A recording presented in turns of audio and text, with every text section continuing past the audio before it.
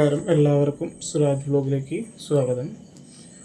അപ്പോൾ വടക്കും ഭാഗത്ത് കരുനീലമ്മയുടെ അനുഗ്രഹം എല്ലാവർക്കും ഉണ്ടാകട്ടെ എന്ന് പ്രാർത്ഥിച്ചുകൊണ്ട് ഇന്നത്തെ വീഡിയോ എന്ന് പറയുന്നത് നമ്മുടെ വിഷു ഒക്കെ വരുന്നതനുസരിച്ച് 3 നക്ഷത്ര ജാതർക്ക് സർവ്വത്തിലുള്ള ഐശ്വര്യങ്ങൾ അഭിവൃദ്ധിയൊക്കെ ഉണ്ടാകുന്നുണ്ട്. അപ്പോൾ അവരെക്കുറിച്ചാണ് പറയാം. അതിന് മുമ്പ് 1-2 കാര്യങ്ങൾ പറയാം. വടക്കും ഭാഗത്ത് കരുനീലമ്മയുടെ തിരുവുത്സവം വരുന്നത് 2026 മെയ് 25-26 തീയതികളിലാണ്. 26-ാം തീയതിയാണ് പ്രധാനപ്പെട്ട ചടങ്ങുകളായിട്ടുണ്ടാവുക. 25-ാം തീയതി നമ്മൾ ശുദ്ധീകരണം അങ്ങനെയുള്ള കാര്യങ്ങളൊക്കെയാണ്. അപ്പോൾ എല്ലാവർക്കും പങ്കെടുക്കാൻ വരുന്നവരൊക്കെ പങ്കെടുക്കുക. താഴെ നമ്പറുണ്ട്, അതിനകത്ത് കോൺടാക്ട് ചെയ്ത് കഴിഞ്ഞാൽ നിങ്ങൾക്ക് വരേണ്ട സ്ഥലങ്ങളെക്കുറിച്ചിട്ടുള്ള ഡീറ്റെയിൽസ് മറ്റുള്ള കാര്യങ്ങളൊക്കെ പറഞ്ഞു തരുന്നതാണ്. വഴിപാട് വയ്ക്കാൻ താല്പര്യമുള്ളവരും പറയുക. അതുപോലെ തന്നെ നിങ്ങൾക്ക് ഫ്രീ ആയിട്ടൊക്കെ ജാതകം നോക്കാൻ അല്ലെങ്കിൽ മറ്റുള്ള കാര്യങ്ങളൊക്കെ നോക്കാനുണ്ടെങ്കിൽ നമുക്കത് പറഞ്ഞു തരാം. നിങ്ങൾക്ക് സാമ്പത്തികമായിട്ട് ബുദ്ധിമുട്ടുള്ളവരാണെങ്കിൽ ഉള്ളവർക്കൊക്കെ നമുക്കൊരു ജോത്സ്യൻ്റെ അടുത്ത് പോയി നമ്മുടെ സമയത്തിനെ കുറിച്ച് ചെയ്യാൻ പറ്റാത്തവർക്ക് നോക്കിയിട്ട് നമുക്ക് ചെറിയ രീതിയിൽ എന്താണ് ജാതകത്തിൽ വന്നിരിക്കുന്ന പ്രശ്നങ്ങൾ, അതിനെക്കുറിച്ച് ദശാസന്ധി എന്താണെന്ന് പറഞ്ഞാൽ ദശാസന്ധിക്ക് അനുസരിച്ചുള്ള ചെറിയ ചെറിയ വഴിപാടുകളൊക്കെ നടത്തി കഴിഞ്ഞാൽ നമ്മുടെ ജീവിതമൊക്കെ നാശത്തിലേക്ക് പോകാൻ നല്ല രീതിയിലേക്ക് കിട്ടുന്നതാണ്. പിന്നെ അതുപോലെ തന്നെ പൂജ പഠിക്കാൻ താല്പര്യമുള്ള സ്ത്രീ പുരുഷ ഭേദമന്യേ വടക്കുംഭാഗത്ത് കരുനീലി മഠത്തിലെ ഉപാസന പദ്ധതി അനുസരിച്ച് നമുക്ക് സ്ത്രീ പുരുഷ ഭേദമന്യേ എല്ലാവർക്കും പൂജ ചെയ്യാവുന്നതാണ്.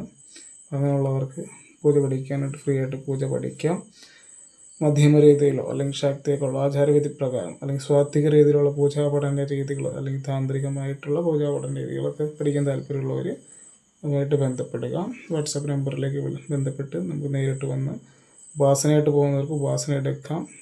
അതിനൊന്നും പൈസ ഇല്ല, ഫീസൊന്നുമില്ല കേട്ടോ പഠിക്കാനായിട്ട്. പിന്നെ എന്ത് തന്നെ പഠിക്കാനാണെങ്കിലും നല്ലൊരു താമസം എടുക്കുന്നു മാത്രം. പഠിച്ചെടുക്കണ്ടേ, നമ്മുടെ ഇതനുസരിച്ച് പഠിച്ചെടുക്കണം.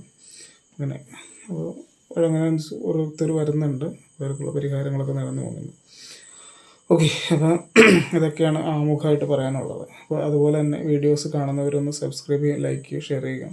അതുപോലെ തന്നെ ഇന്നൊരു വിഷമം ഉണ്ടായ ഒരു കാര്യം, നമ്മുടെ ഫേസ്ബുക്കിൽ നമ്മളൊരു കണ്ടു, ഒരു പയ്യൻ നമ്മുടെ സ്ത്രീകൾക്ക് ഡേറ്റ് ആവുന്നതിനെ കുറിച്ചിട്ടുള്ള കാര്യങ്ങളെക്കുറിച്ചുള്ള അല്ലെങ്കിൽ ആർത്തവം ഇതിനെക്കുറിച്ചിട്ടുള്ള ഒരു വീഡിയോ ചെയ്തു. കറക്റ്റായിട്ടുള്ള കാര്യമാണ് പയ്യൻ പറഞ്ഞത്. അപ്പോൾ അതിൻ്റെ അകത്ത് കണ്ട 1-2 കമൻറ്റുകൾ നമ്മളൊന്ന് വിഷമിപ്പിച്ചു.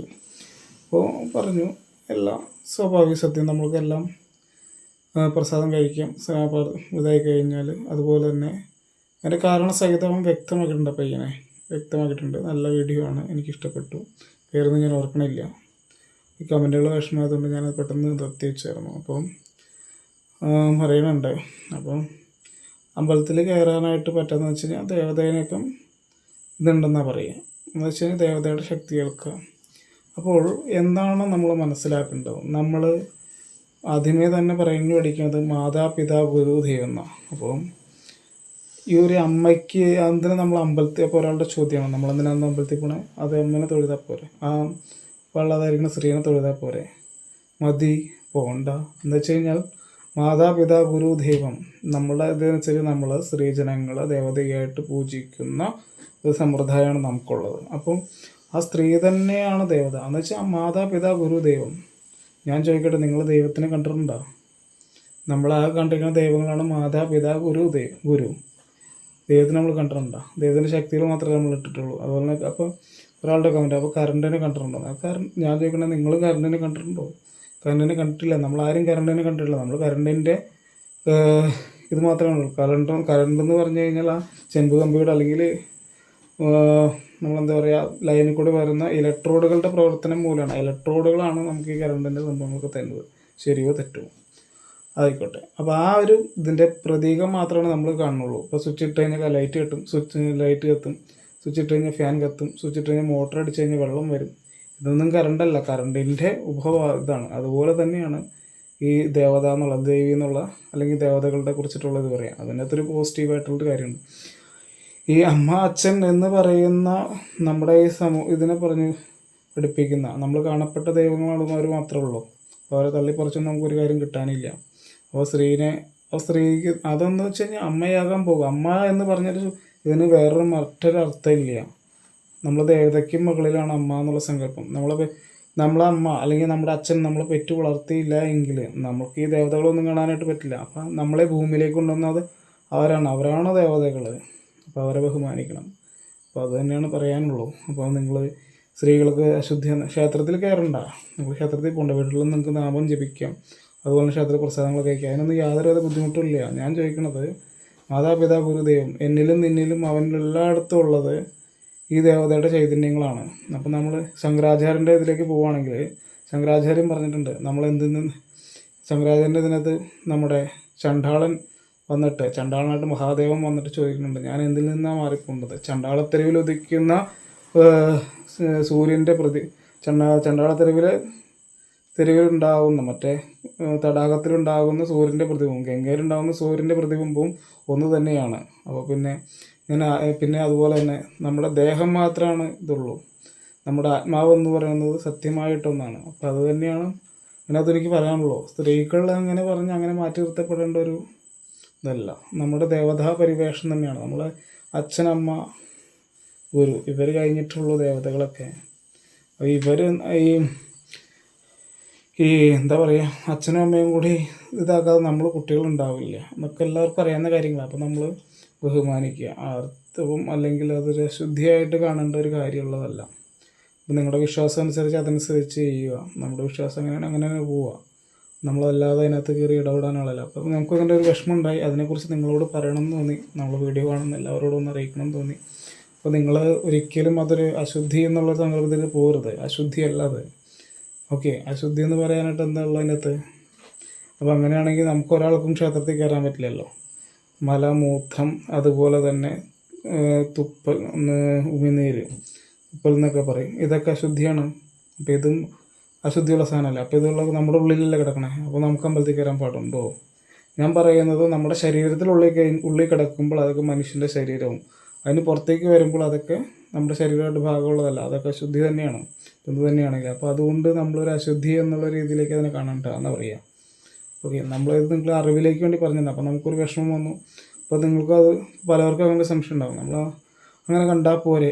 അങ്ങനെയല്ല, അത് നമ്മൾ ആ ദേവതനെ പോയി നിങ്ങൾ തൊഴുതോളൂ, കുഴപ്പമില്ല, നിങ്ങൾക്ക് ആ ദേവയുടെ അനുഗ്രഹം ഉണ്ടാവും, ഇല്ല എന്നല്ല പറയുക.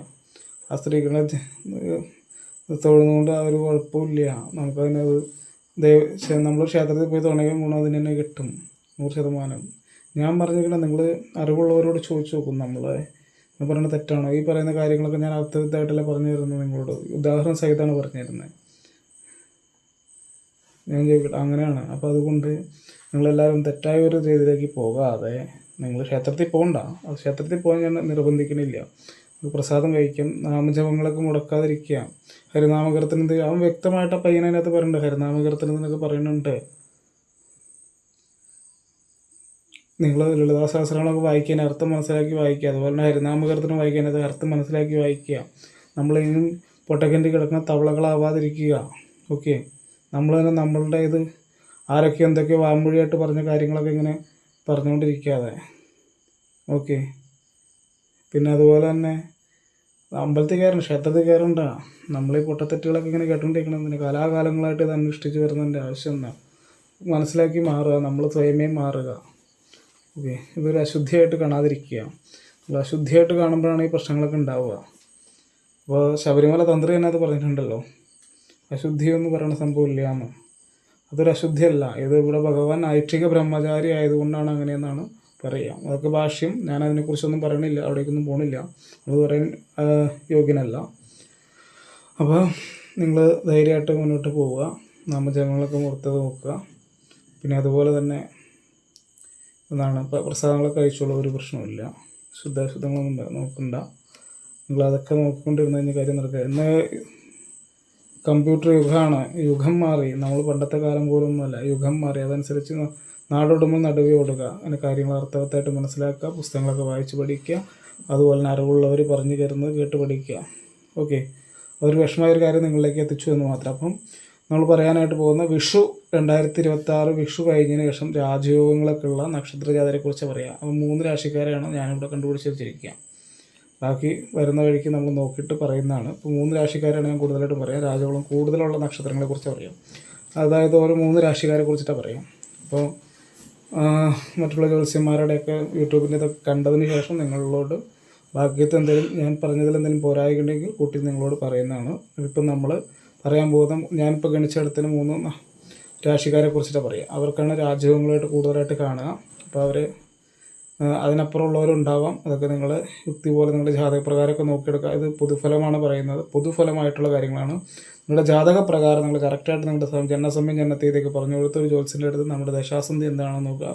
അതനുസരിച്ചുള്ള രാജയോഗങ്ങൾ ഉണ്ടാവുള്ളൂ ദശാസന്ധി അനുസരിച്ച്. അപ്പോൾ നമ്മളെ ഈ ജാതകമാണ് നമ്മുടെ അടിവേര്.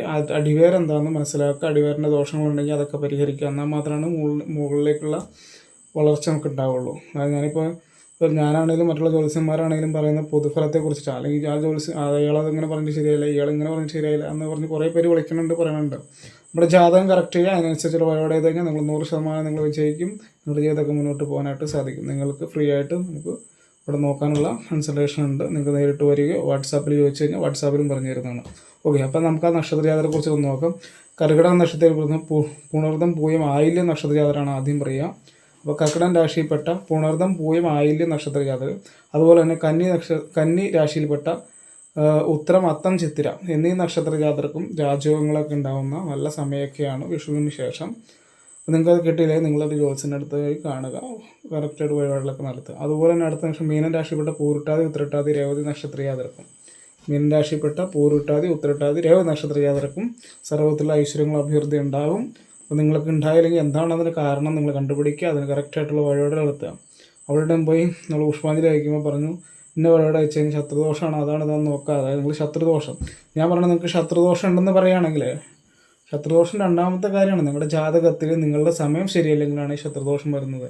ഏതൊരുവനും നമ്മുടെ ജാതകം ശരിയാണെങ്കിൽ ഏതൊരുത്തനും നമ്മുടെ ശത്രുദോഷം ചെയ്താൽ നമുക്ക് കേൾക്കില്ല. ശത്രുള്ള ദോഷം ഉണ്ടെങ്കിൽ നമ്മൾ എന്താ ചെയ്യുക, നമ്മുടെ ജാതകം തെറ്റായി കിടക്കുമ്പോഴാണ് നമ്മുടെ ജാതകത്തിൻ്റെ ഇതാകുമ്പോഴാണ് നമുക്ക് ഈ പ്രശ്നങ്ങളൊക്കെ കേൾക്കുക. അപ്പോൾ നമ്മുടെ ജാതകം ക്ലിയർ ചെയ്തിടുക, അങ്ങനെ ഞാൻ പറയാം. ജാതകം നോക്കി ജാതകത്തിന് എന്താണോ വഴിപാട്, അതിനെന്താണോ പ്രശ്നമുള്ളത് അത് ക്ലിയർ ആക്കുക.